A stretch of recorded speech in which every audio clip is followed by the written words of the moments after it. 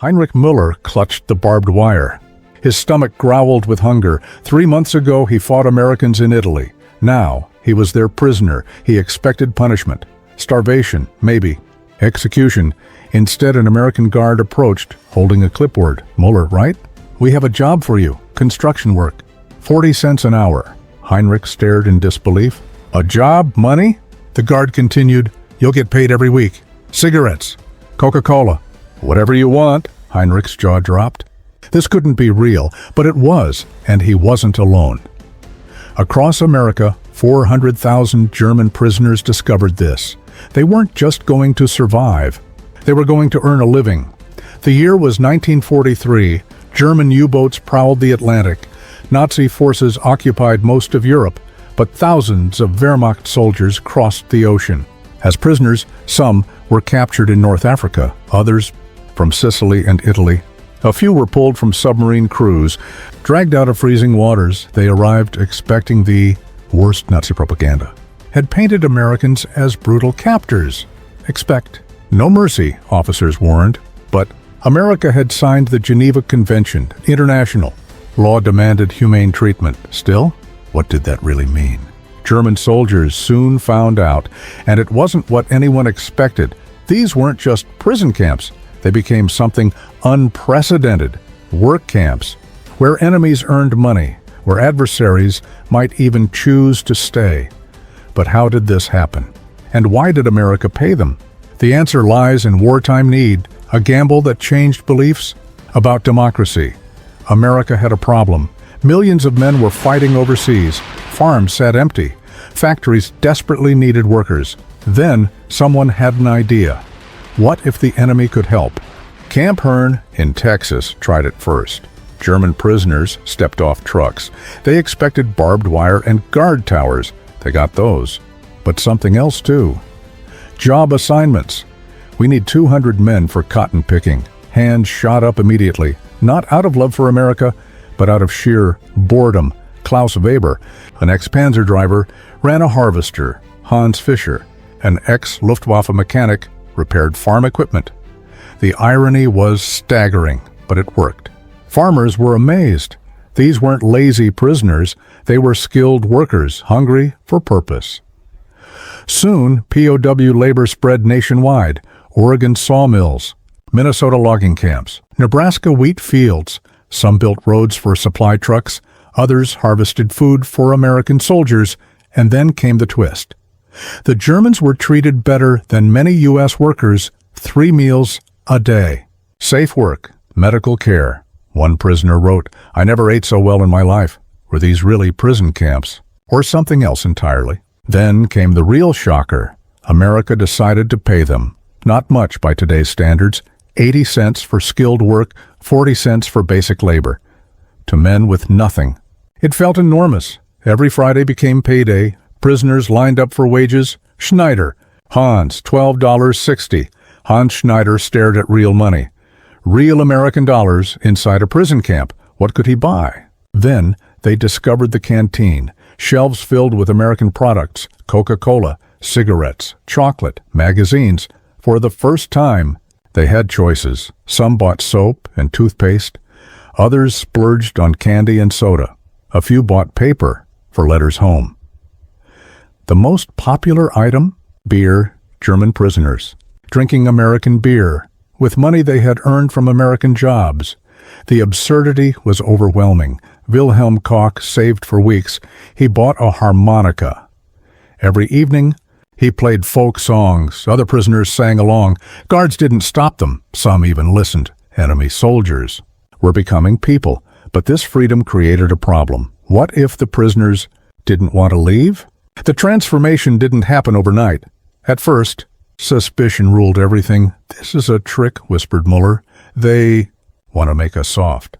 Some refused to work at all. Nazi loyalists mocked the workers, calling them traitors. But hunger soon changed minds, and so did kindness. Joseph Hartmann was the first to work, picking apples in Oregon orchards. He returned with coins. Jingling in his pocket, the mockery stopped. "Immediately, how much?" the critics asked. $2, Joseph replied. Within a week, everyone had signed up. But it wasn't just about money. It was about respect. American farmers treated them as workers. Some even shared meals. Carl Reuter played checkers with a farmer's son. The boy was 12, Carl's own son's age. "Do you miss home?" the boy asked. Carl's eyes filled with tears. For the first time, someone had asked about feelings. Letters home began to change. The early ones were full of anger. Later, they revealed confusion.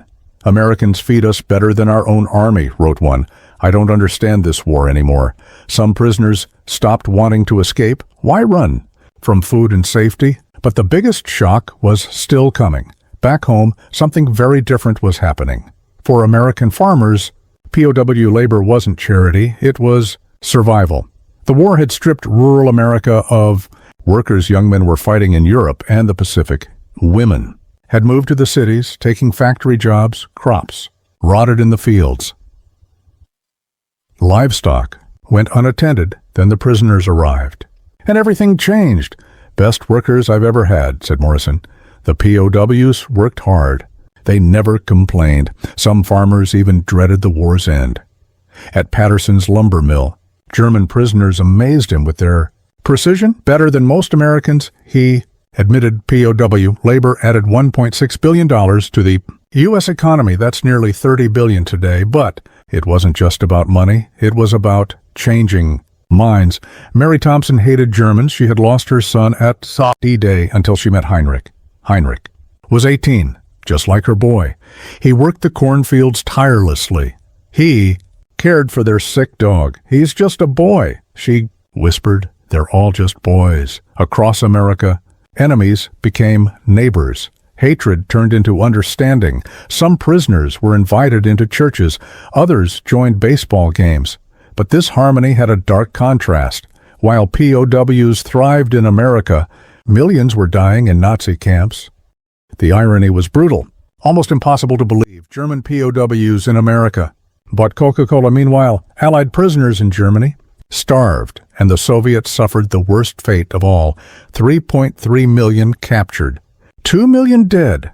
Death came through starvation, disease, executions. Americans and British fared better, but only barely. Starvation rations, forced labor. Many died of malnutrition. Meanwhile, in America, German prisoners were gaining weight. "I weigh more now than I did at enlistment," Otto Mueller wrote. "Food here is better than our own armies." In German camps, prisoners slept on straw. In America, they were given clean sheets and mattresses. In German camps, there was no medical care. In America, there were hospitals and doctors. Some POWs even studied English, took college courses. They were planning for their futures, while others were planning only for survival. The most shocking example: sports.U.S. camps held soccer tournaments with uniforms, referees, even trophies. In German camps, prisoners were used for experiments. How could two nations treat POWs so differently? Germany saw its enemies as subhuman. America saw them as people, and this difference led to the greatest irony of all. Many German POWs fell in love with America. Climax: 2 April 1945. Hitler was dead. Germany surrendered. The war was over. For most prisoners, it meant only one thing: going home. But many didn't want to leave. Home to what? Ask Friedrich Weber. "My city is rubble. My family scattered. Here I have work. I have friends." Camp authorities were stunned. Prisoners refusing freedom. Some had fallen in love with American women. Others were offered jobs by farmers. Walter Schmidt even bought land in Nebraska. "This is my home now," he said. The U.S. faced an unprecedented dilemma. Enemies wanted to become neighbors, and among them, one story rose above the rest. Hans Mueller. Hans spent 3 years working on a dairy farm. Farmer Robert Johnson treated him like family. Hans ate at their table, played with their children, even worshipped at their church. When the repatriation orders came, Hans cried. "I don't want to go back," he said. "I've seen democracy. I've seen freedom." Robert Johnson fought to keep him.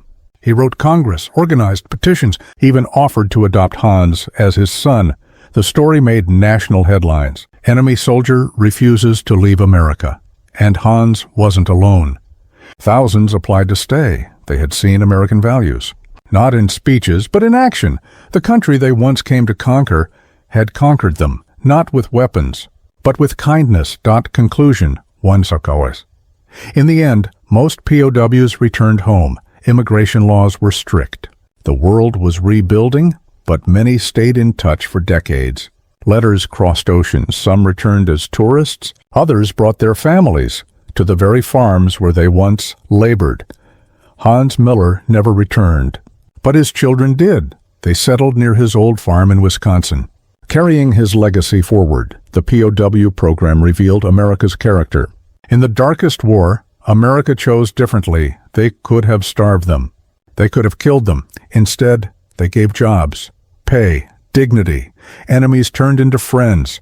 Hatred turned into understanding. And today, the story still holds a lesson. Sometimes the strongest weapon is humanity. America didn't just win a war, they won hearts and minds. Kindness was not weakness. Even in war, humanity wins.